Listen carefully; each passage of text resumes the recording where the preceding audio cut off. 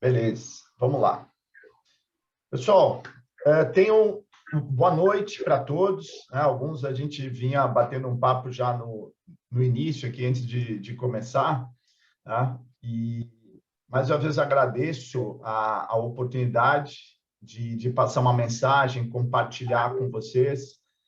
Legal que tem um grupo reduzido, a gente pode interagir bastante, tá? Então, eu tenho um desafio hoje com vocês, que é passar um conteúdo que ele é bem extenso e em pouco tempo, tá? Mas vamos ver se eu consigo. Eu trabalhei o conteúdo para pelo menos deixar 2 dicas bem gravadas com vocês desse conteúdo, tá? Então, vamos lá. Assim, rapidamente aqui do meu histórico, eu tenho um histórico de vendas no mercado de tecnologia, passei por empresas como Microsoft, SAP, Oracle, IBM, TOTOS, tive a oportunidade de ser diretor na Resultados Digitais também, trabalhei em outra startup, na Blue 365, tá? E desde do final de 2018, eu estou com a minha consultoria, que é a Sales Coach. Tá? Tenho 3 livros publicados, o último aqui, o Social Selling, e o quarto que tá a caminho aí. Tá?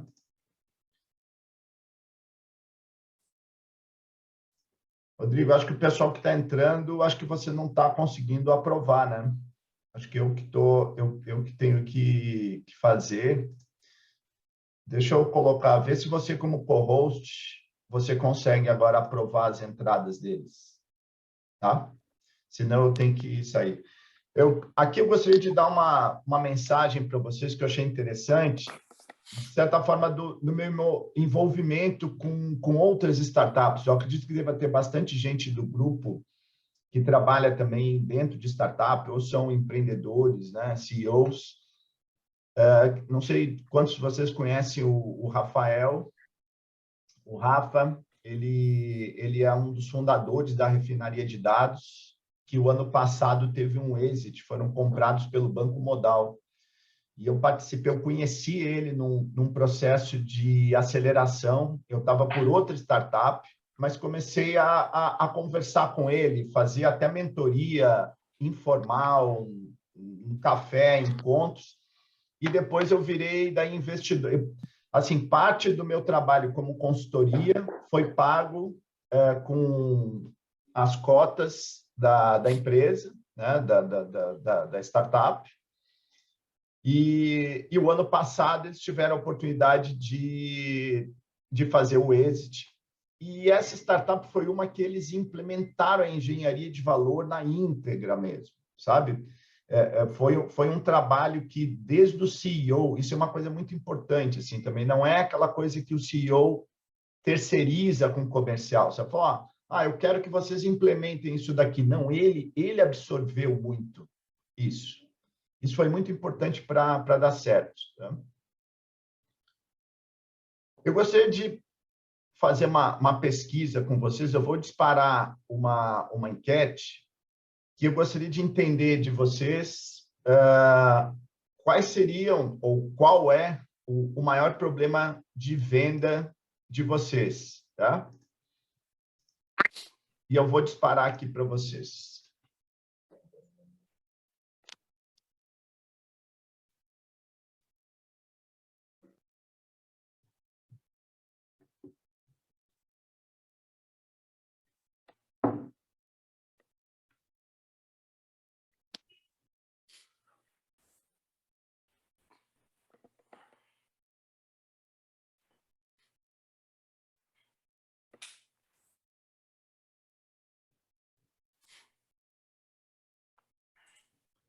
Bom, 100% já, 14 responderam. Eu vou compartilhar o resultado aqui com vocês. Então, time de vendas com baixa maturidade, 25%. E os outros próximos 3 aqui empatados, não conseguimos convencer os principais decisores. A nossa venda envolve daí muitos interlocutores e o nosso cliente, o cliente-alvo não percebe valor na oferta. Né? Tem situações parecidas aqui, mas tudo, de certa forma, pode envolver a engenharia de valor. Aí eu vou mostrar para vocês esse cenário, tá? Então, vamos lá. Vocês concordam comigo que eu acho que nunca a gente teve tanta solução de ferramental para vendas, e ferramenta nacional também, que muitas cresceram no jogo. Mas se você considerar o cenário de fora também, com a quantidade de ferramentas que tem, desde para gravar as ligações, ferramentas de enablement, tanto de outbound quanto de inbound, tem muita coisa. E eu não vou aqui também entrar no mérito de dizer qual a melhor metodologia, depende de vendas, conteúdos. Vocês podem, de repente, dizer que o spin selling pode ser melhor que isso. Eu não vou entrar no mérito, vocês podem trazer o conteúdo de vocês. Mas existe muito conteúdo de vendas, tá? Agora, por que será que com tudo isso daqui, a gente continua, de repente, tendo problema ainda envolvido com vendas? A gente tem formas de abordar o cliente via inbound ou outbound. Existe ferramental, existem mais canais hoje para você acessar o cliente, e mesmo assim a gente tem dificuldade com isso, né? E é um dos pontos que eu considero que é essa questão do gap de valor. O nosso cliente tem uma expectativa de conversar sobre determinados assuntos, de que determinados atributos, valores que ele imagina que sejam discutidos, e isso não acontece. O nosso time, como vocês falaram, de repente não tem muita maturidade, então pode ser que de repente ele entre muito em questões de produto ou somente características e pode não conseguir articular essa questão de valor, tá? Então esse daqui é um ponto importante, tá? Do processo. Então, aproveitando, a gente tem, acho que umas 15 pessoas no grupo, tá? E pode ter diferença, depende de idade, de maturidade das pessoas aqui. É um público interessante para a gente fazer essa segunda enquete aqui, que é o seguinte, da percepção de valor, tá? Eu sei que vocês podem ter como opção não comprar um carro. Eu entendo isso, tá? Falar, eu não quero comprar um carro, eu só ando de Uber ou eu alugo um carro. Aqui é só para a gente contextualizar a questão de valor, tá? Vamos imaginar um cenário fictício aqui, que você tem como objetivo comprar um carro, fazer aquisição de um carro, tá? Então, o que eu vou perguntar aqui para você, o que você perceberia como valor no momento da aquisição de um carro?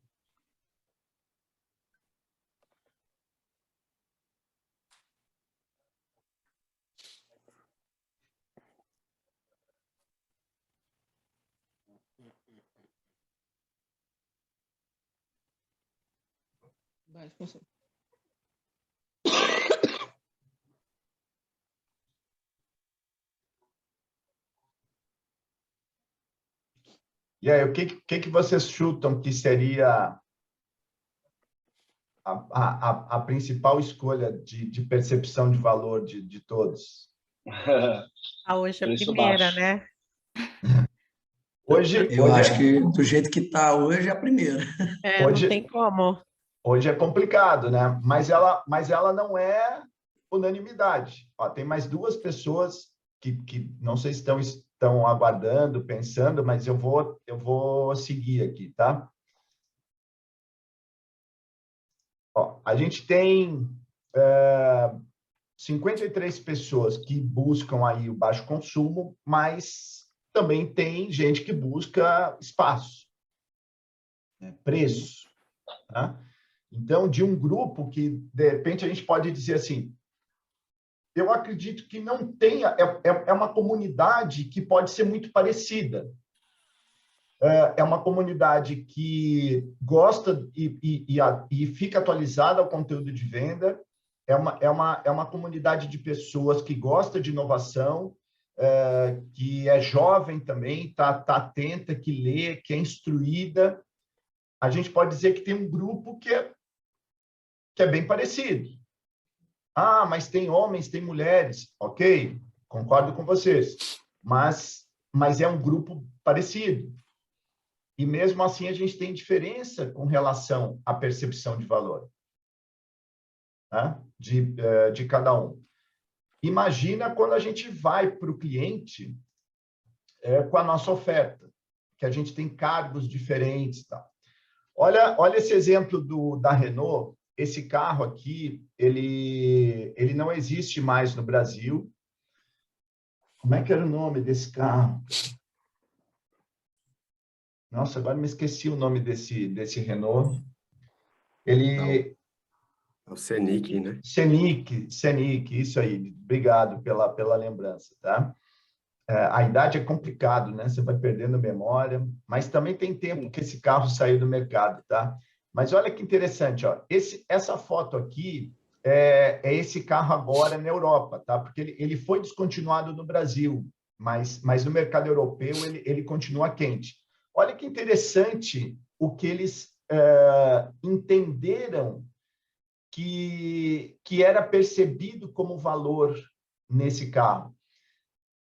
A gente pode olhar aquele resultado da pesquisa, da enquete que a gente fez anteriormente. Por exemplo, tem gente que respondeu que a velocidade do carro, a esportividade dele. Esse carro aqui, com certeza, é um carro de família. Então, a chance de o pai de família, a mãe de família e a família inteira para escolher o carro é grande. E o que os pais identificavam? Quando as crianças entravam atrás do carro, na concessionária, e baixavam essa tampinha, essa mesa, que é tipo uma mesinha daquelas de avião, as crianças abriam um sorrisão. E isso era um fator, muitas vezes, de decisão. Eles identificaram isso. Mas eles identificaram isso como? Eles estavam estudando a jornada de compra do cliente deles. Eles não estavam fechados lá no escritório, entendeu? Fazendo a engenharia, tal. O carro já tinha, mas eles evoluíram, ver, como é que eu vou evoluir isso? Tanto é que agora esse carro tem uma mesa de piquenique no meio, que é o que a família, que é o público desse carro percebe como valor. Agora, o que é isso? É intangível, vocês concordam?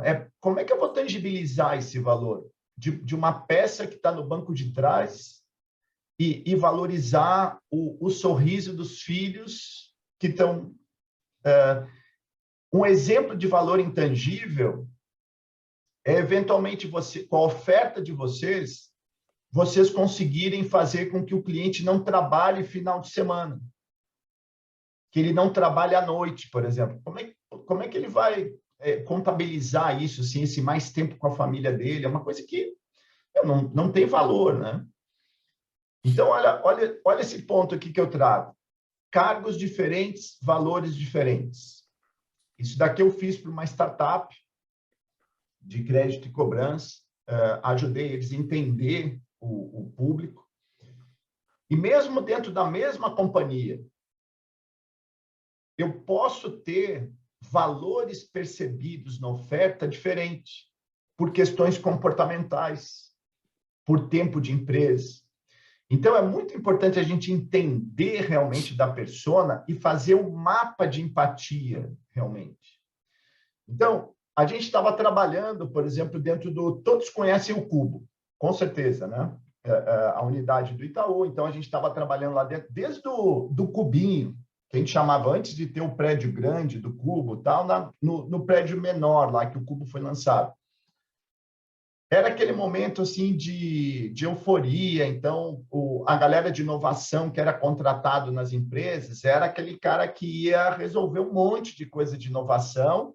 Era o cara que ia de sapatênis, mais descolado, numa empresa que era conservadora. E ninguém estava sabendo como trabalhar, de certa forma, com inovação. Mas esse cara não tinha a chave do cofre. Esse cara, ele, de repente, não tinha uma abertura tão forte com outras pessoas dentro da empresa. Porque ele era esse cara que, de repente, chegou, não tinha horário igual aos outros, ele tinha algumas outras regalias, e, às vezes, os caras não curtiam ele dentro da empresa. Só que a gente teve que entender esse cenário.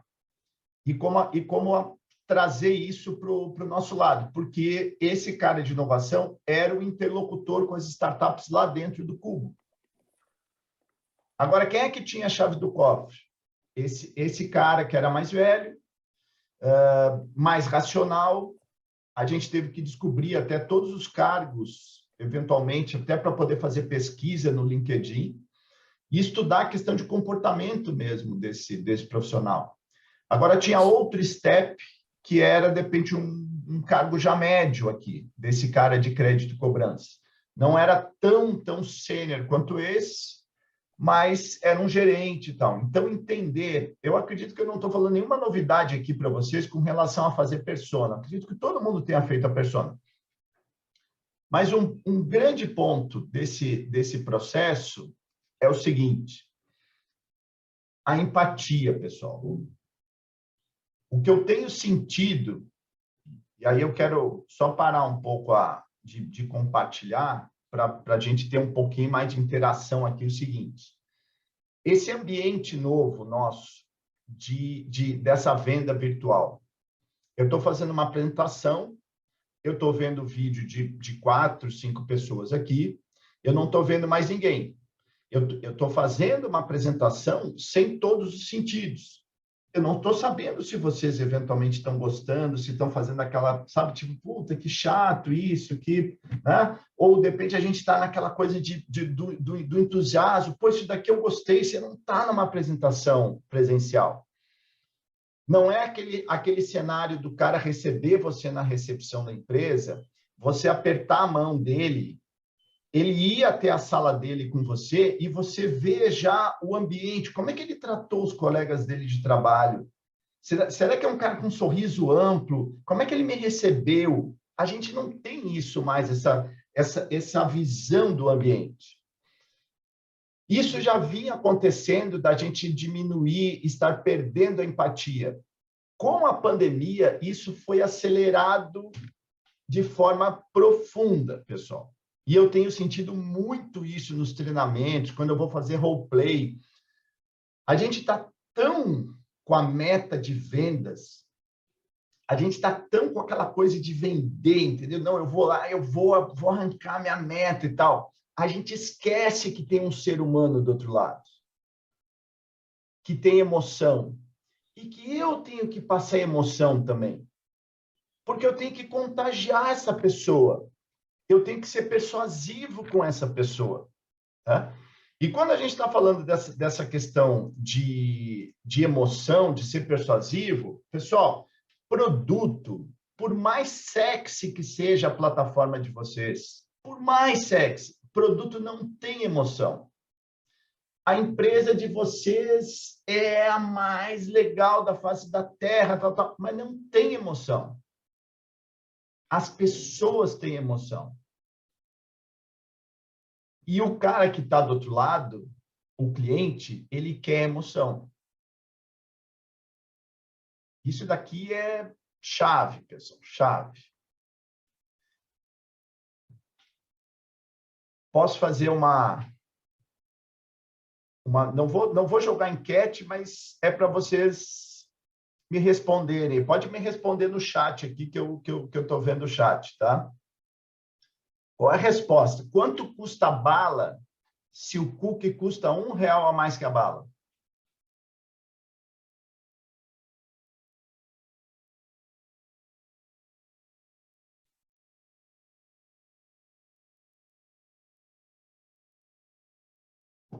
Quantos de vocês responderam 10 centavos?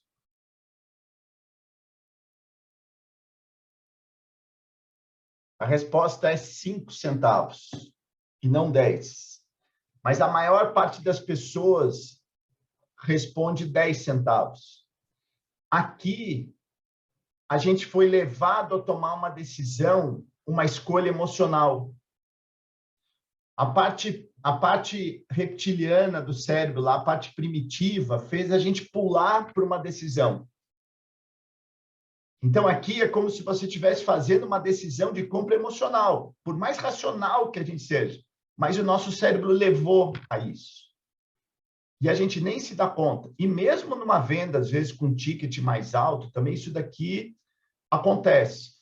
Então, a decisão de compra nossa, muitas vezes, ela é emocional. É um ponto que eu preciso trabalhar.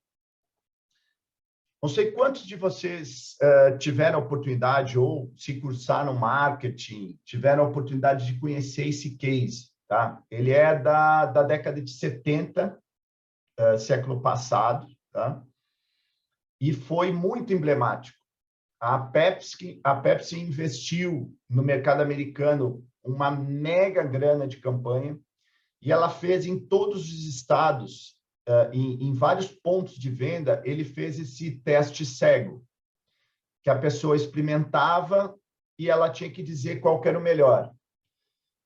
E as pessoas ficavam impressionadas, eles filmavam isso, falavam assim, pô, mas eu achava que era Coca-Cola.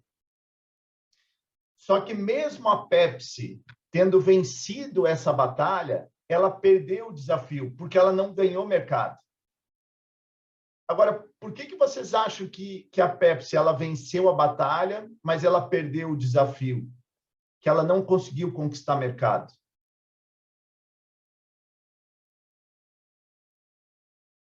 Todas as pesquisas, a campanha deles mostrando as pessoas gostam mais de Pepsi do que de Coca. Aí você acha, pô, as vendas da Pepsi vão. Por que isso não aconteceu? Talvez pelo valor agregado aí? Vocês quando eu peço para vocês lembrarem de campanhas da Coca e lembrar campanhas da Pepsi, qual que vocês lembram de campanha? A Coca é 1000 vezes mais agressiva, né? 1000 vezes mais... Eu acho que a Coca Natal. ela traz um sentimento, né? Ela traz um sentimento de família, um sentimento de comunhão. A Coca trabalha a emoção. Aquelas propagandas do final do ano, emotivas, entendeu? É assim, sim. A gente está perdendo isso. A gente não está trabalhando emoção, a gente está vendendo plataforma, a gente não está vendendo emoção. O vendedor não está conseguindo trabalhar essa questão de emoção. E a gente, de repente, está sendo frio, e a gente não sabe por que não tem engajamento. E a gente não está trabalhando emoção, porque tem um ser humano do outro lado. Né? Bom, as pessoas, então, elas tomam uma decisão de compra emocional, só que por razões lógicas. Tá? E aí eu vou detalhar um pouquinho com vocês isso daqui. O que seriam essas razões lógicas? Bom, vocês vendem para empresa. Eu acredito que a maior parte aqui é venda para empresa, né? Business to business. Mas deve ter consumidor também, né? Tá. Eu trabalho bastante a questão de criar o ROI, criar uma justificativa financeira, tá? Ó, a Carol está voltando aqui. E tem dados que mostram isso, que 95% dos projetos dentro das empresas, eles precisam de uma justificativa financeira. Vocês podem não fazer, mas o cara que está comprando lá, que ele tem que subir isso, aprovar, conseguir o dinheiro, ele está fazendo. Então, se o concorrente de vocês ajudou ele a fazer, o cara vai ganhar pontos com isso. Se o cara não tem tempo de fazer a justificativa financeira, o seu projeto não vai para frente. Entenda o seguinte, quanto mais complicado está a nossa economia, mais aperto por justificar o projeto acontece dentro das empresas. Então, é o cara de marketing brigando por orçamento, por dinheiro com o cara da logística, o time de vendas querendo treinar o pessoal de vendas, mas tem que colocar dinheiro em CS. Aonde que a gente vai colocar dinheiro? Então, assim, você quer treinar o pessoal de vendas? Beleza, então faz um projetinho, manda uma justificativa que a gente vai pensar. Para adquirir os serviços das plataformas de vocês, é a mesma coisa. O cara tem lá uma linha de despesa e tem uma linha de receita. Aonde vocês vão impactar no DRE dele? Vocês vão conseguir reduzir a despesa dele? Vocês vão conseguir aumentar a receita? É isso que o cara vai ter que provar lá dentro. O outro ponto, né? A questão de prova de valor, referências. Eu não quero errar. Eu quero saber quem é que está usando. Tem depoimento suficiente? Tem prova social realmente? Porque eu quero ir junto com o que outros fizeram. Então, isso daqui é muito importante. E olha só, existe uma evolução dessa maturidade da questão de valor, que eu queria que vocês entendessem. Aqui embaixo, quando ela está no início, a gente está chamando aqui que tem uma hipótese de valor. O que significa isso? Vamos pegar o exemplo. Rodrigo, a operação de vocês. Tá? Vocês fazem a oferta de talentos para as empresas. Tá? Aí, eventualmente, você pode chegar e falar para os caras só, se você trabalhar com a gente, você pode reduzir os custos de usar o LinkedIn, mais isso, mais aquilo, em X%. Tá? Só que quando você está fazendo isso aqui no início, você está fazendo uma suposição. Vocês concordam? Por quê? Porque você não sabe o quanto que o cara coloca de dinheiro no LinkedIn, até se ele usa o LinkedIn, você está fazendo uma hipótese. Com base no que você já fez de projeto em outras empresas, você tem dados que mostram que o cara tem chance, é estimado que ele possa ganhar tanto. Então, uma hipótese. E aí o cara fala assim, Rodrigo, puta, eu gostei.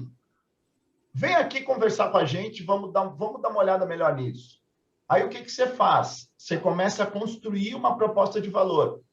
Ah, a gente falou do LinkedIn, mas quanto você coloca de dinheiro no LinkedIn? Ah, Rodrigo, eu tenho que te falar que não é só o LinkedIn, eu coloco dinheiro na Cato e mais outra plataforma lá que eu coloco o dinheiro. Ah, então é isso daqui e tal. Aí você está evoluindo para quê? Então, vamos fazer uma prova de conceito?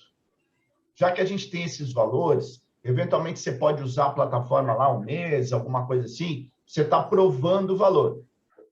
Ele contratou o seu serviço, você implantou, o que ele vai fazer? Ele vai respirar o valor.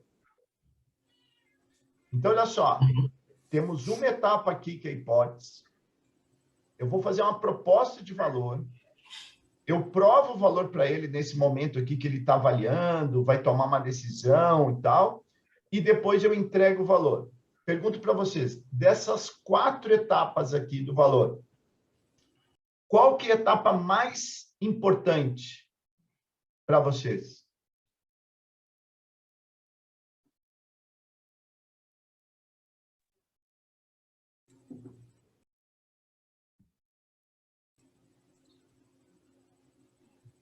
Joga no chat?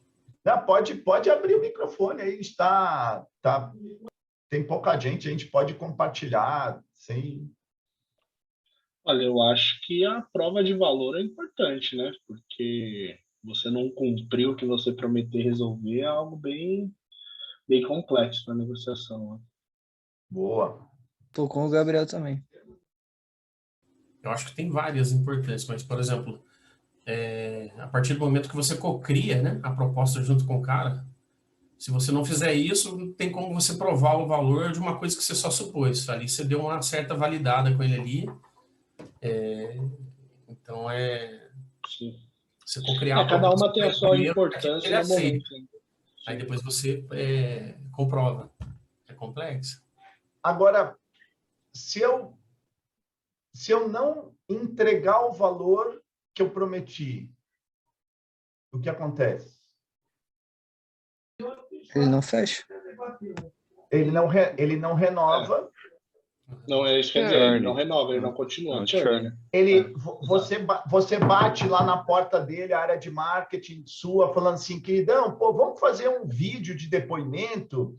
Você consegue fazer um depoimento para a gente? Não. O cara fala, olha, eu acho que não é um momento legal da gente fazer isso, eu acho que não vai rolar. E aí, sem depoimentos e com churn, o que vai acontecer com a empresa?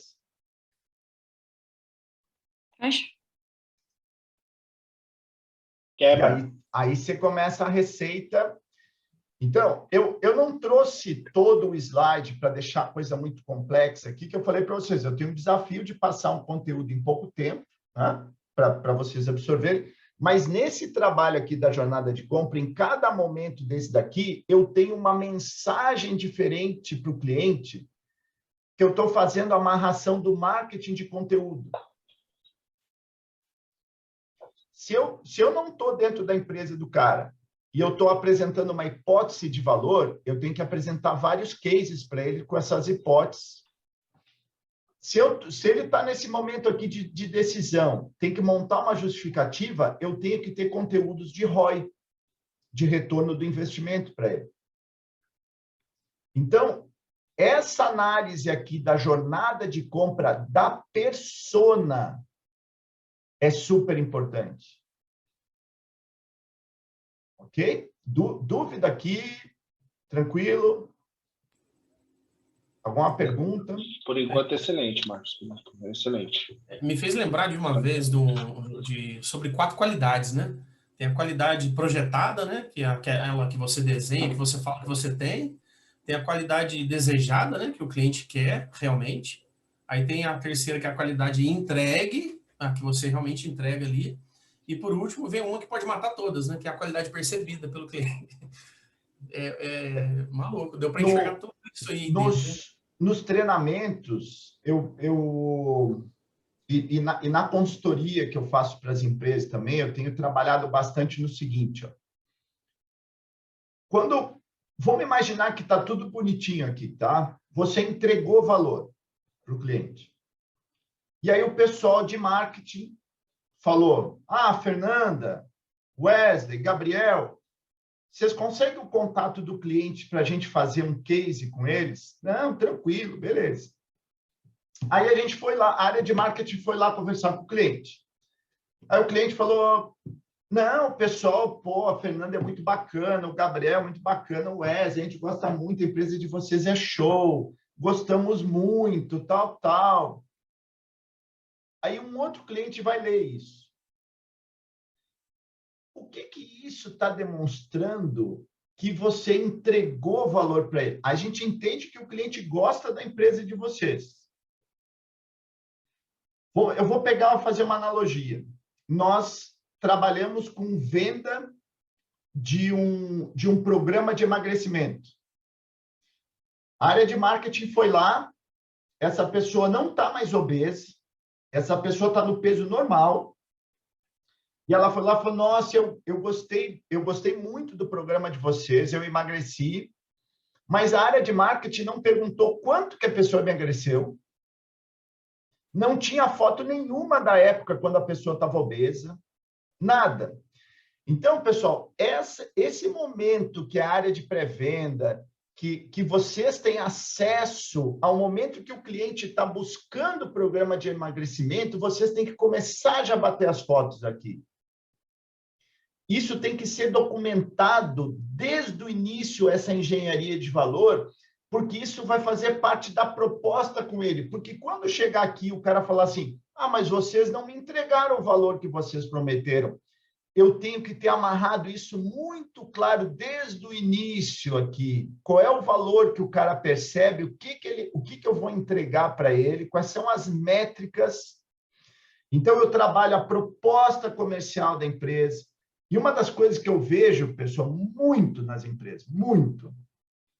O material que você inicia fazendo a apresentação aqui, geralmente, ele é o mesmo para a maior parte das empresas. Ele não muda, muitas vezes, de segmento de mercado, ele não muda de cargo. A galera se acostuma a dar um malho num PPT, numa apresentação, e pega aquele PPT e surra ele para todo mundo. Esse é o primeiro erro. O outro é o seguinte, pegar essa apresentação e depois ter uma ruptura disso quando vai para a proposta. A proposta comercial, ela tem que ser uma continuidade do que você veio apresentando, sem ruptura. E muitas vezes a proposta comercial ela tem um monte de coisa institucional, tem um monte de encheção de linguiça e não tem as informações que precisa para dizer como é que você vai entregar valor, como é que o cara pode te cobrar para isso, como é que você vai se defender, depende para isso. Então, é muito importante vocês verem como vocês estão documentando durante esse processo, como vocês vão entregar valor. Beleza? Gente, quero só fazer uma contribuição. O que você falou faz muito sentido, porque às vezes alguns clientes viram e falam assim, tá, bacana, legal seus cases de sucesso, entendi bem o que vocês fazem, mas você tem algum case de sucesso aqui da minha região ou do meu segmento? Total. E aí danou-se. O pessoal sai correndo para tentar conseguir, porque ele quer alguma coisa que seja bem específica para ele não se comparar, mas pelo menos ele ter uma parametrização ali de como que vai ser a jornada dele a partir daquele ponto.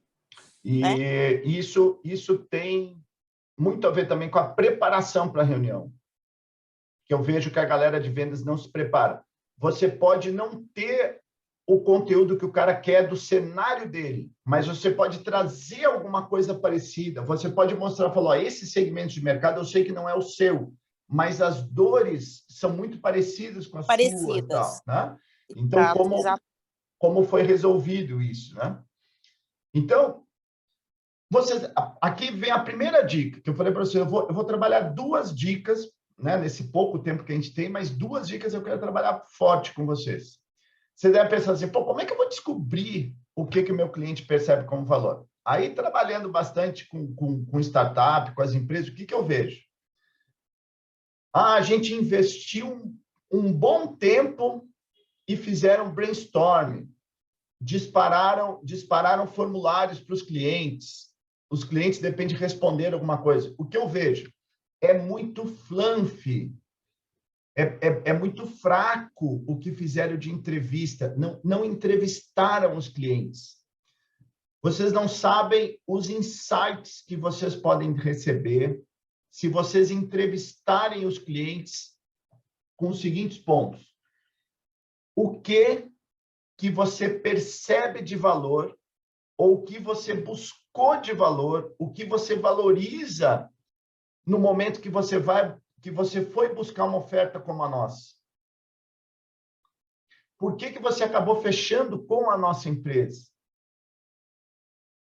Você conseguiu entrevistar, e não é um trabalho da porta para dentro, pessoal, entendeu? Nós já paramos todo mundo, área de produto, marketing, todo mundo colocou o papelzinho na parede, a gente fez, nossa, metodologia X, Y. Nada vai substituir você entrevistar, falar com o cliente. Nada vai substituir.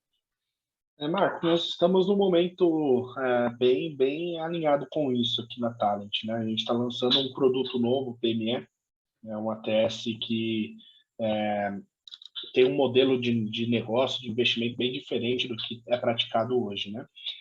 O que você aconselha em questão de formato para essa entrevista? Uma entrevista, um meet com algumas perguntas pré-moldadas, e aí dessas perguntas, né, perguntas mais fechadas, ou deixar com que o cliente construa o raciocínio? O que você aconselha? A gente não combinou nada, tá? Mas eu tenho aqui os passos. Olha tá? a deixa aí, que isso, hein? Isso olha sim, só. Deixa boa. Boa. Vocês já devem ter ouvido falar da segmentação rasa e a segmentação profunda. Segmentação rasa, você não está investindo tanto na qualificação no início e está gastando mais depois na qualificação no SDR, em algum lugar assim. Você fica com aquele sentimento gostoso que está vindo um monte de lead, mas está vindo um monte de lixo, né? Então, é uma coisa que tem que cuidar.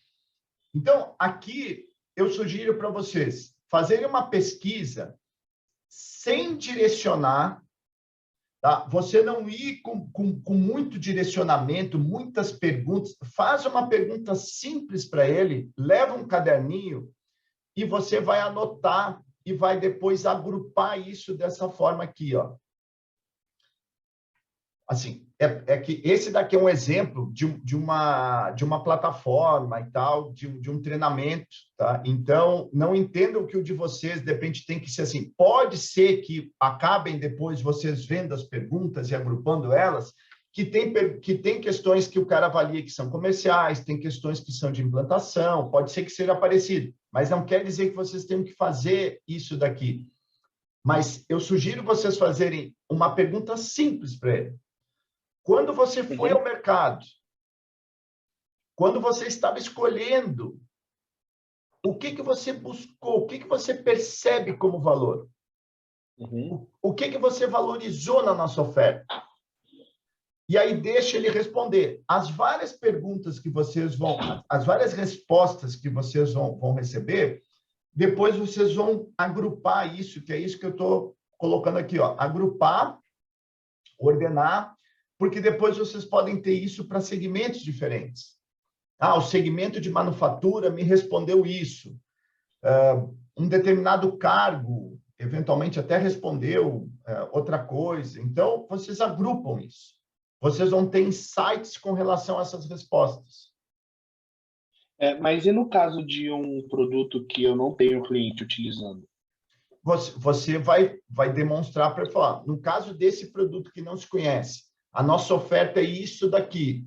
Você vai ter que fazer pesquisa diferente, você vai ter que contextualizar a sua oferta e você vai ter que perguntar o que você percebe de valor nessa oferta. Aí seria diferente. Legal. O meu medo de eu primeiro orientar sobre o que eu estou falando foi enviesar, talvez, ali, porque, no caso, nós somos comerciais, né? Você sabe que mesmo que a gente esteja falando, a gente já está vendendo, né?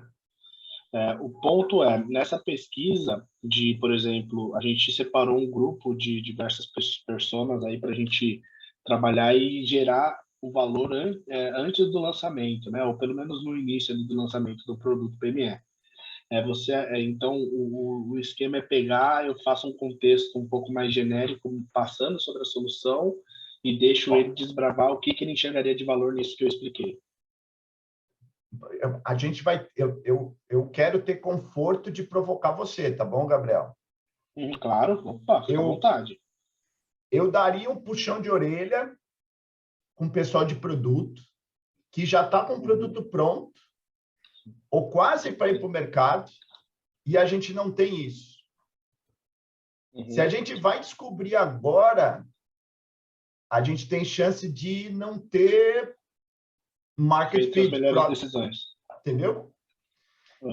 Então, tem uma base, por exemplo, vocês, quando foram para produtizar isso, vocês saíram de algumas assumptions de que problema eu vou resolver, só que esse problema que você vai resolver também é uma percepção de valor das pessoas que vão consumir. Então, alguma coisa você já tem para poder balizar. Sim. Você concorda? Concordo, e você matou a charada. Nós não temos hoje área de produto na Talent, né? Nós temos equipe de tecnologia só, que tem desenvolvedores e o CTO, né? E hoje tem sido assim, desde que a gente está nesse produto novo, enxergamos essa lacuna que você matou aí a charada em algumas frases minhas, né? De que a gente precisa ter uma área de produto dedicada a essa validação de hipóteses. Muita coisa hoje que a gente desenvolveu foi baseada no que a gente criou de expertise e vendendo um produto mais complexo, digamos assim. E muita assumption da porta para dentro. Nós conversamos com alguns clientes, mas totalmente de forma informal, mais um network dos sócios, das pessoas envolvidas, para cada um buscando ali entender e depois a gente se reunindo para tomar decisões. Desde as últimas 2 semanas, nós decidimos aí que valeria fazer uma pesquisa para validar todas as hipóteses que a gente construiu, só que o que a gente está travado é justamente nessa parte de assim, como é que eu faço para não enviesar se o produto é bom ou não, sabe? Legal. Será que eu explicar tudo, só falar, é isso, eu vou enviesar para que é ruim? Se eu falar de uma forma melhor, eu vou enviesar para que é bom, sabe? Aí tem que... Vamos avançar? Manda ver. Dica 2. Beleza. Eu passei esse ponto de pesquisar com o mercado, pesquisar com prospect, com cliente, beleza. Agora eu preciso montar minha abordagem de valor para isso, tá? Vou dar uma receitinha de bolo aqui para vocês. Eu pesquisei muito nos últimos anos sobre neurociência. Eu fiz uma pós em comportamentos e neurociência. Terminei no ano passado. Tá? Essa matriz, de certa forma, que eu vou mostrar para vocês depois, ela tem neurociência aqui envolvida, tem fator psicológico envolvido. Você vai começar falando dos desafios do cliente. Você vai ficar tentado a falar para ele de uma solução. Não fala para ele de uma solução. Você tem que deixar mais latente para ele, deixar forte para ele o que ele está perdendo. E provavelmente o time de vendas de vocês está, logo depois que está falando dos problemas, está entrando com a solução. Você vai se motivar. Eu vou dar um passo para trás aqui. O maior concorrente de vocês é o status quo. É o cara não fazer nada. Esse é o maior concorrente de vocês.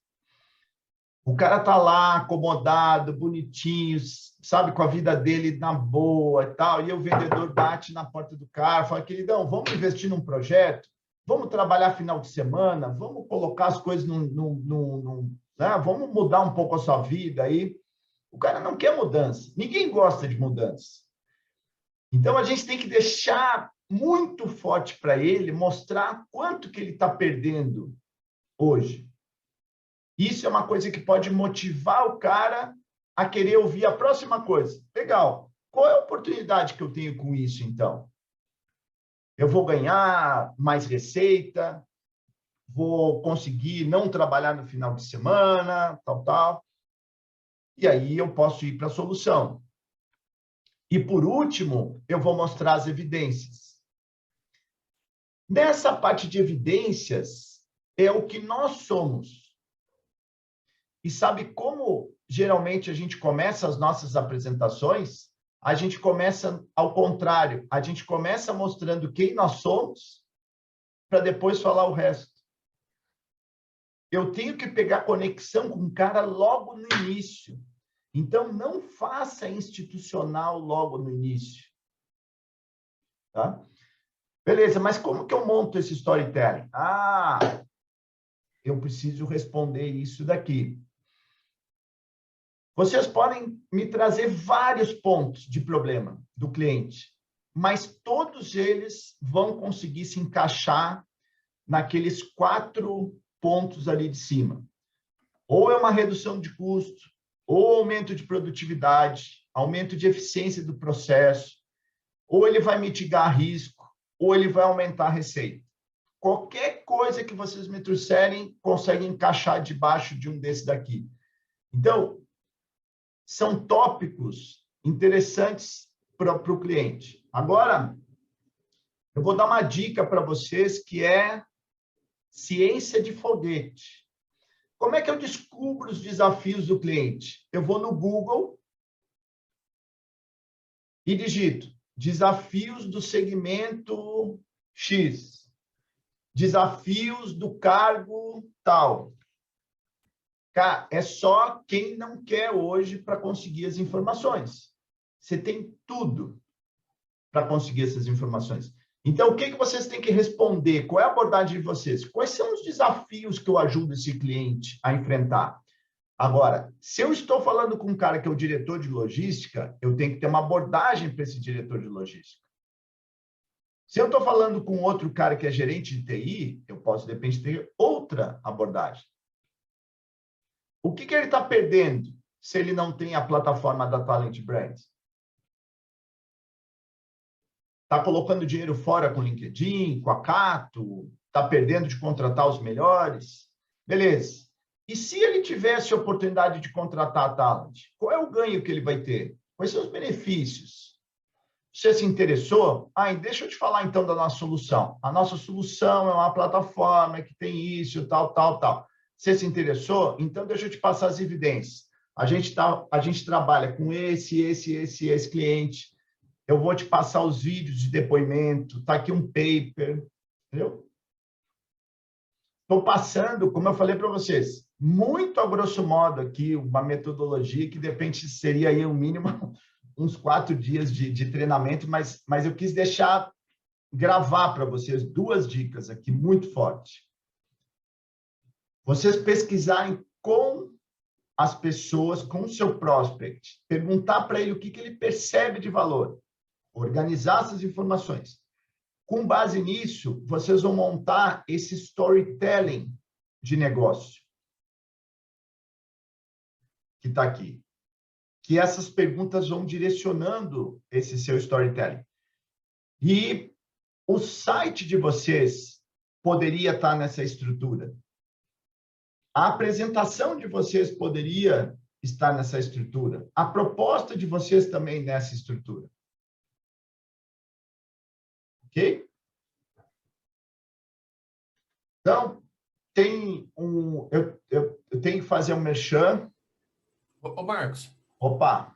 Só um ponto bem rápido. Eu com o Gabriel, a gente começou a fazer, quando eles estavam ainda concebendo, né, o produto que vai ser lançado, a gente começou a brincar com justamente esses pontos aí, desafio, perda, oportunidade, solução e evidência para construir as personas. Tá.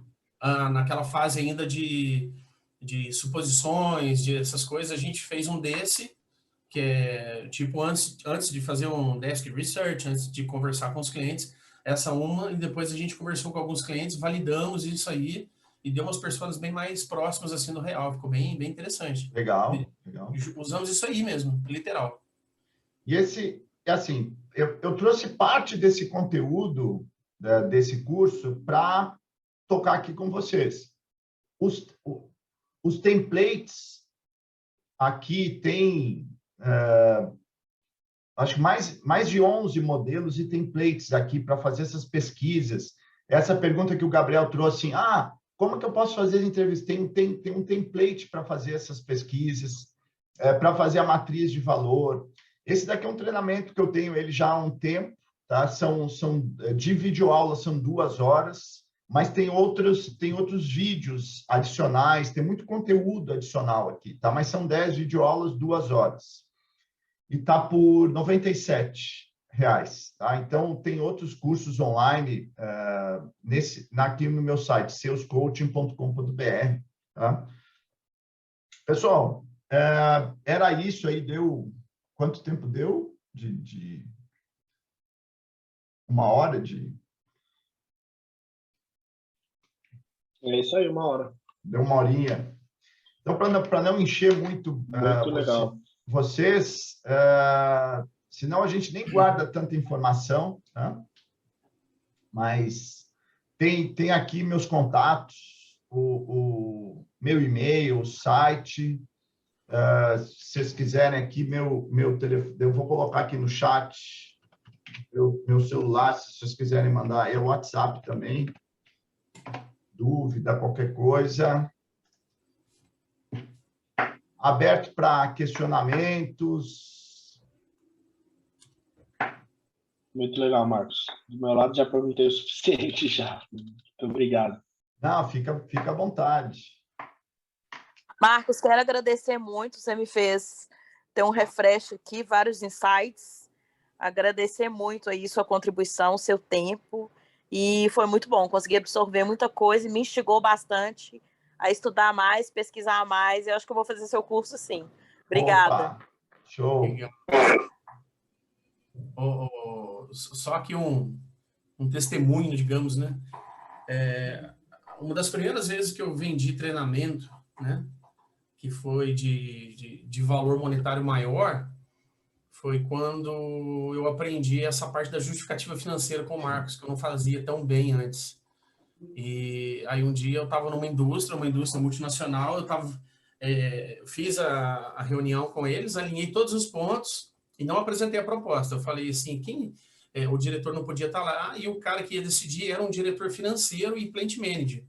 E como ele era financeiro, montei uma justificativa, mandei para o Marcos em off, assim, no privado, né? Falei, cara, fiz isso aqui e tal. Ele falou, não, pode mostrar que tá boa. E junto com o que justamente o que eu tinha aprendido, né? Com ele, com a metodologia, o curso e tal. e eu fechei meu primeiro treinamento de valor bem alto. E foi muito legal, porque talvez se eu não tivesse feito essa parte, o cara que tinha a cabeça muito de financeiro, talvez ele não teria ido só pelo emocional ali do supervisor de vendas da garota do RH. Então, eu tenho um case praticaço aqui da metodologia do Marcos que funciona. Eu tinha que falar isso, porque é real, cara. Você vê muitas vezes que as principais questões de vendas é a gente fazer bem o básico. É o cara se preparar para o call, mas a gente vê que o vendedor não se prepara. A gente pesquisar antes, saber com quem que a gente vai falar, a gente se preparar, ver quais são os comportamentos dessa pessoa que a gente vai falar. Mas não, a galera, muito do comportamento de pessoa persuasiva é confiar muito no discurso. Essa pessoa é intuitiva, entendeu? Então, ela confia muito nela no discurso. E ela vai de peito aberto para fazer o lance das apresentações e tal. Ela não é de detalhe. E aí ela pode se quebrar. Se pega um engenheiro do outro lado, se pega uma pessoa muito racional e tal, ela vê assim, fala, meu, não é um discurso que está me... A pessoa não fez a lição de casa, não entende do meu negócio. E aí você vê assim, pô, por que a gente está patinando? Pô, por que a gente não... Será que o nosso produto não tem... E a gente, de repente, o cara vai fazer um treinamento de vendas comigo e, eventualmente, o time, que é uma coisa assim, nossa, mas não tem uma bala de prata que a gente vai começar segunda-feira a vender mais? Não, não tem. Não existe bala de prata. Você tem que suar, queridão. Você tem que estudar, você tem que se preparar, você tem que planejar. Não vem nada de graça no seu corpo. Não tem essa ciência de foguete que você vai chegar, vai implementar. Não. Meu, você tem que estudar. E o latino não é acostumado com planejamento. Essa merda desse jeitinho brasileiro que a gente fala, tal, é um negócio que leva a gente a não planejar. Entendeu? Que o cara sai executando. Não, já vai ligar. Amanhã você vai ligar para 10 clientes, tal. Mas com que planejamento? Entendeu? O que vai falar? Você está dando tiro no pé, você está matando o lead, está matando o prospect. Né? O Marcos, eu te falo que, assim, eu falo como SDR, tá? Já fui closer também, eu falo como SDR, então os casos todos dos dois lados. Eu vou dizer para você que nem a gente colocando, deixando pincelado, bonitinho as dores, né? Tudo que o cliente está buscando, né? Ainda assim, não leem. Então, assim, a questão da venda ansiosa deles lá, eles não leem nada. Então, assim, se não lê nem o que a gente, SDR, deixa para eles, né? Um prontuário, imagina se eles não estudam o cliente ainda. Eu sugiro muito vocês fazerem roleplay. Muito. E com todo mundo junto. Mas é para deixar a galera... vão ficar desconfortáveis, vai ter cancelamento, a gente está fazendo bullying. Cara, pode pensar o que quiser. Mas existe uma virada de chave do grupo se ajudar. E o cara vai sentir, ou a pessoa vai sentir que, de repente, ela não está se engajando, ela não está se preparando, e que ela não foi convincente para você fazendo o papel de cliente. Então, assim, o que eu vejo muito, assim, a gente está indo para treinar no jogo final. Nós estamos colocando a final para a galera fazer treino. Não, nós só vamos treinar pênalti na final. Não, mas é o jogo principal. Não, mas é quando a gente está treinando pênalti assim. A gente está pegando os prós já. Cara, faz uma banca, faz papel do cliente, coloca todo mundo, queridão, você vai fazer o call para mim. Eu sou o fulano de tal, sou da empresa tal, fictícia, e você está me ligando. Mas como assim? Você está me ligando, você está fazendo papel aí, você vai me convencer. E aí começa a ficar evidente. Você fala assim, mas você não se preparou. É isso que está acontecendo no dia a dia com você. Quer se preparar? Puta, beleza, então faz o seguinte, vamos dar 2, 3 dias para se preparar, nós vamos fazer de novo.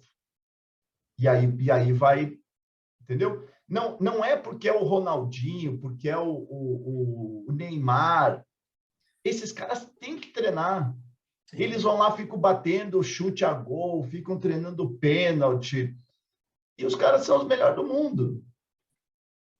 É isso mesmo. Agora vai muito da humildade também, né? Mas aí eu digo o seguinte, é Mayur, Da né? pessoa. Mayur, isso. O que a gente, como líder, deve fazer é o seguinte: eu ia para frente do call e fazia o primeiro.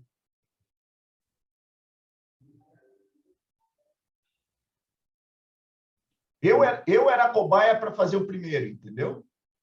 E você já dava a régua de análise ali para que todo mundo tentasse até ter a chance de já seguir, né? E outra, você vai dar não só o lance da régua, mas você vai mostrar que você pode fazer o coaching para eles, porque você conhece aquele processo que você está pedindo para eles fazerem. Entendeu? Sim. Ensinar batendo falta, ensinar a bater falta batendo, né? Entendeu? Top demais, Marcos. Obrigado mesmo aí pelo curso. Foi pouco tempo, mas chegou mesmo aí a gente a se qualificar cada vez mais aí. Show de bola. Pessoal, bom descanso para você. Opa, Marcos, WhatsApp. Posso tirar um print da tela aqui para... Show, bora. Marcos, aí, pessoal. Quem então... quiser botar a carinha aí, beleza. Ô Marcos, se puder passar o WhatsApp ali, que eu olhei no lado e não achei, não. Não, tá no chat. Será que mas foi só pro... eu também não vi, não. Acho que foi pro Rodrigo só. Peraí. É. Que eu acho que eu passei a mensagem só para ele. Peraí. Qualquer coisa, eu ponho lá no grupo também, ou compartilho seu contato, Marcos, se você quiser. Perfeito. O Wesley tá Esse foi para todo... Não, eu não sei porque só tá indo pro Rodrigo, cara. O Rodrigo tá muito privilegiado, hein? Deixa eu fazer uma coisa aqui, né? Ah, não, peraí. Agora vai, peraí. Agora foi. Aí. Agora foi. Tá, esse é meu WhatsApp também. Galera, faz uma cara boa aí para nós tirar foto. Aí, valeu. Show de bola. Vou colocar aqui. Daqui a pouco eu já compartilho isso aqui. Galera, boas vendas. Valeu. Boas reuniões, boas dailies. Tá? Obrigada muito. Obrigado, Marcos. Valeu, abraço, gente. Obrigado. Obrigada. Seu Marcos, obrigado. Obrigada, gente. Eu vou te Boa chamar noite. na sequência ali. Valeu, pessoal. Obrigado, hein? Valeu, galera. Tchau, tchau.